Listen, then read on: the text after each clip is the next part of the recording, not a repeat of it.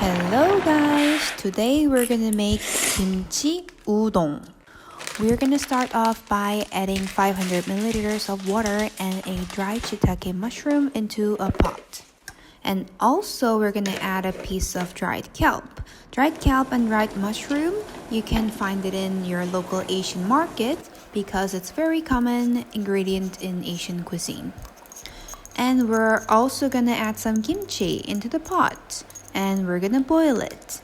And some fried tofu. After letting it boil for 5 to 10 minutes, we're gonna season the soup with some soy sauce.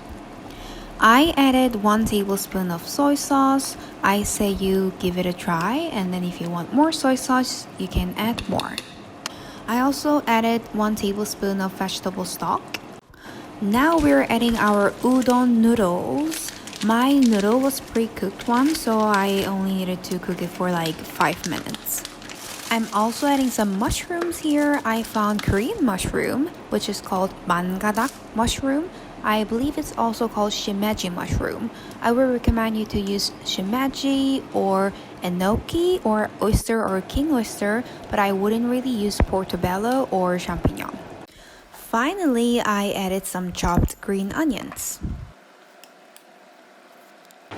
Let's just cook it for a few more minutes and it's ready to go.